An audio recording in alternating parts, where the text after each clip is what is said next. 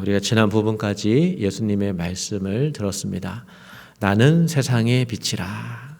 나를 따르는 자는 어둠에 다니지 아니하고 생명의 빛을 얻으리라. 주님께서 이런 말씀하셨습니다. 이 빛은 세상의 어떤 증거로 증명될 수가 없습니다. 사람이 증명할 수도 없습니다. 하나님 아버지께서 보내신 분, 그분은 어두운 세상의 비추일 뿐입니다. 그리고 이 빛이 비추일 때 그에게 나아오는 자는 생명을 얻습니다. 빛은 비추고 어둠은 물러갑니다. 빛으로 나아올 때 우리는 어둠에서 빛으로 나아가는 그런 생명 얻는 자가 됩니다. 예수님이 이런 말씀을 하셨을 때 많은 유대인들이 예수님을 믿었다 이렇게 기록하고 있습니다. 그래서 주님은 자기를 믿으려는 믿는 유대인들에게 이렇게 말씀하십니다. 너희가 내 말에 거하면 참 내 제자가 되고 진리를 알지니 진리가 너희를 자유롭게 하리라. 이 말씀을 합니다. 여기서 가장 중요한 말씀은 너희가 내 말에 거하면, 내 말에 거하면. 이 조건이 정말 중요합니다. 그저 가르침을 받을 뿐만 아니라 그 가르침, 그 말씀 안에 거하는 사람이 참으로 예수님의 제자다라고 말씀합니다. 여기서 거한다라는 말은 함께 산다는 말이죠. 함께 산다는 말입니다. 여러분 집에 누가 거한다고 생각해 보십시오. 여러분의 삶이 어떻게 달라지겠습니까? 그저 가만히 있는 존재가 아니라 말씀으로 우리에게 다가오시는 분이 바로 예수님인데, 예수님 우리에게 말씀하시고 또 대화하시고 또 진리의 생명으로 약속하십니다. 내 집에 계신 예수님이 나의 종이라면 우리가 무시해도 됩니다. 그리고 내 뜻대로 내가 좋을 대로 선택하고 어떤 건 무시해도 됩니다. 그러나 내 집에 예수님이 나의 주님이시고 생명의 빛이시라면 우리는 살기 위해 무시할 수 없습니다. 믿고 의지하고 생명 얻기 위해서 그분과 함께하는 게 지혜입니다. 바로 이렇게 주님의 말씀과 관계를 맺어 나갑니다. 주님의 말씀은 내게 생명의 말씀, 그 안에 거하는 나는 그분의 참된 제자가 됩니다. 바로 이것이 진리를 아는 것이고 진리가 우리를 자유롭게 하는 바로 그 길입니다. 자유롭게 한다, 이 말을 듣는 모든 이들에게 이 말은 또 이런 질문을 던집니다. 사람들이 그래서 이 말을 듣고 그럼 우리가 종이냐? 우리가 종이냐? 이것입니다. 유대인들이 이런 질문을 던지는데 우리가 아브라함의 자손이라 남의 종이 된 적이 없거늘 어디에서 자유롭게 되리라 하느냐, 이렇게 예수님께 반문합니다. 사람들은 자신의 육신으로 볼 때는 자신들이 종이 아니다 이렇게 생각을 합니다. 예수님의 이 말씀을 듣는 사람들의 기분은 어떠했을까요? 누가 당신은 누군가의 종이요 라고 말한다면 사실은 이것은 기분 좋을 리가 없습니다. 당신은 자유롭게 되어야 됩니다 라고 말을 한다면 내가 과연 어디에 매여 있는 사람인가 라고 생각을 하게 됩니다. 이스라엘 사람들은 로마의 지배를 받았긴 했지만 그들은 율법과 전통 안에서 있는 힘을 다해서 저항하고 있었기 때문에 어떻게 보면 더 기분 나쁠 수도 있었습니다. 바로 이런 기분 때문에 어쩌면 예수님의 이 말씀을 더 믿지 않았을 수도 있습니다.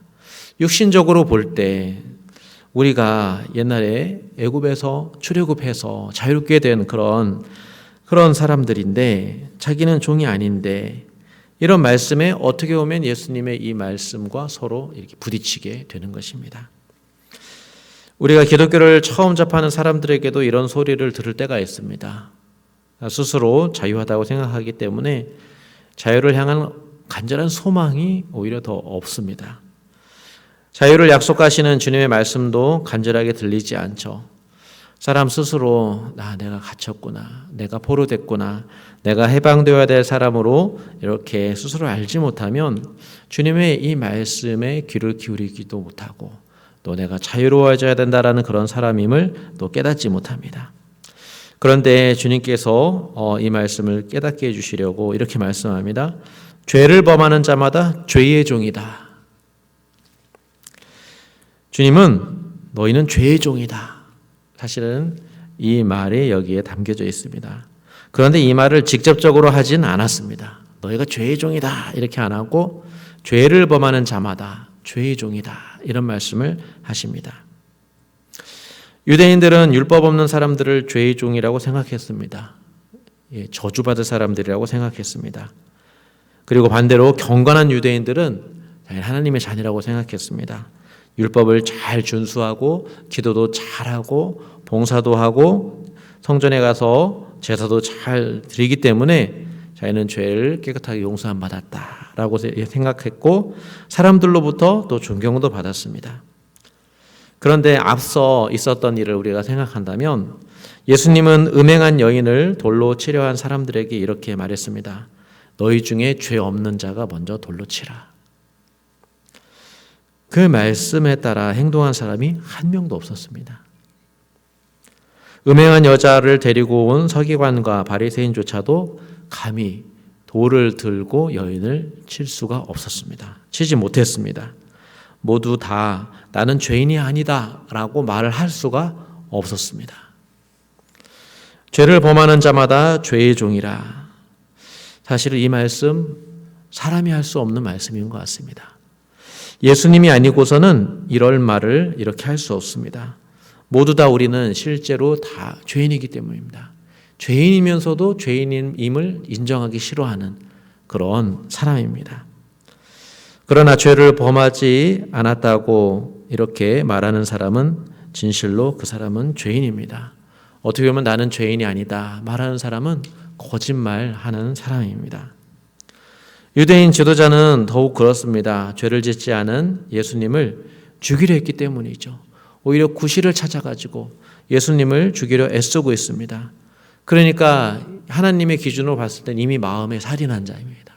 마음에 살인한 자고 그들은 이미 죄의 종입니다.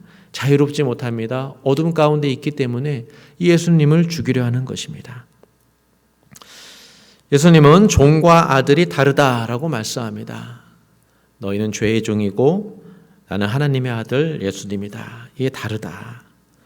종은 영원히 집에 거하지 못하나 아들은 영원히 거할 수 있다. 이렇게 말씀합니다.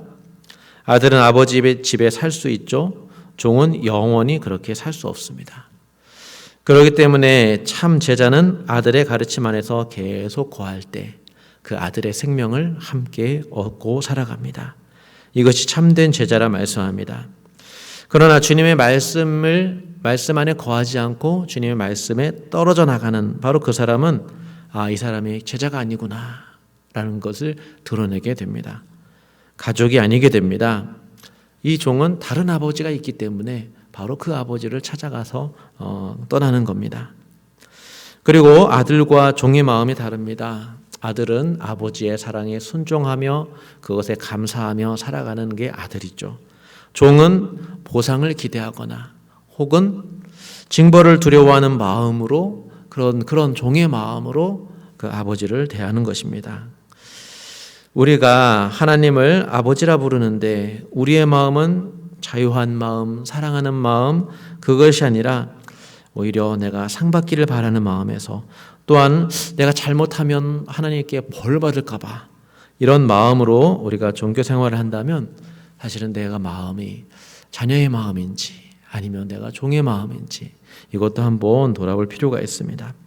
종은 아버지가 다릅니다. 그 사람은 하나님의 아버지의 사랑을 받는 그런 사람이 아니라 율법의 종일 뿐입니다.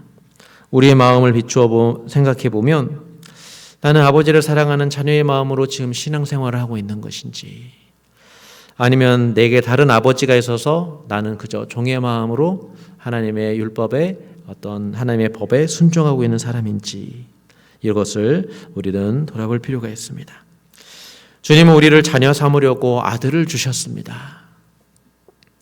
이 사랑을 받은 자는 두려운 마음이 아니죠. 오히려 사랑과 감사하는 마음, 내 은혜를 기억하는 그 마음으로 살아갑니다. 죄 없으신 예수님께서 대속제물이 되어주셨기 때문에 우리는 자유로운 마음으로 하나님을 사랑하고 하나님과 교제하며 살아가는 그런 자녀입니다. 예수님은 그 사람들이 육신으로는 아브라함의 자손이다라는 것을 인정합니다. 그거를 무시하지 않습니다. 그러나 영적으로는 죄의 종이다. 죄를 범하는 죄의 종이다 말씀합니다. 죄에서 자유케 하시는 예수님의 말씀을 받지 못하는 이 유대인들은 결국은 그 모습 때문에, 그 완악함 때문에 죄의 종입니다. 결국은 예수님을 죽이는 그 길을 선택하죠. 그들이 육신이 아닌 아브라함의 그 믿음의 자손이라면 사실은 아브라함처럼 하나님을 믿었어야 합니다. 확신의 근거가 사라졌을 때에도, 그것이 보이지 않았을 때에도 하나님의 약속을 믿고 의지했던 아브라함처럼, 그런 아브라함을 믿고 결국에는 우리가 이 아브라함의 자손이다라는 것을 보였어야 합니다. 그들은 육신으로 아브라함을 아버지라 하고 스스로를 아브라함의 자손이라 말을 하지만, 그러나 실상으로 아브라함의 믿음의 자손이 아닙니다.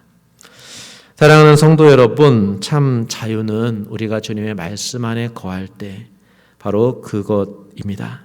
주님과 함께 살아가는 것, 그 말씀 안에 주님과 교제하는 것, 바로 그 안에서 인격적인 지식을 쌓아가는 것, 그렇게 알게 모르게 우리가 주님을 닮아가는 바로 그 길에 우리의 제자된 길이 있고 자유케 되는 길이 있습니다. 반대로 우리의 힘으로 얻으려는 자유는 오히려 그 자체가 속박입니다. 세상의 속박이요, 나 자신의 욕심의 속박이요, 결국 죄와 사망이 다스리는 세상에서 그저 자유롭게 하고자 하는 몸부림일 뿐입니다.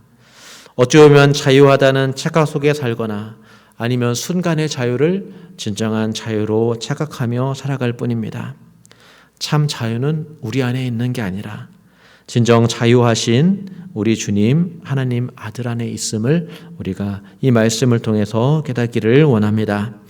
오늘도 생명의 주님을 믿고 우리의 마음을 주님의 생명의 말씀에 메워두고 오늘 하루도 나 자신을, 우리의 삶을 주님께 드리는 저와 여러분이 될 수 있기를 간절히 원합니다. 우리 교회가 이 말씀 안에 거하여 참된 자유를 누리는 우리 뉴라이프 교회 될 수 있기를 우리 주님의 이름으로 간절히 축원드립니다. 기도하겠습니다. 살아계신 하나님 아버지, 우리가 자유케 하시는 하나님의 아들 예수 그리스도를 믿습니다. 주님의 말씀 안에 우리가 거하게 하여 주시옵소서. 그 안에서 자유함을 얻게 하여 주시옵소서. 주님의 자녀로서 우리가 종이 아니라 자녀의 마음으로 하나님 아버지를 예배하며 살게 하여 주시옵소서. 우리를 위해 어린 양 제물이 되어주신 예수님의 이름으로 기도드립니다. 아멘.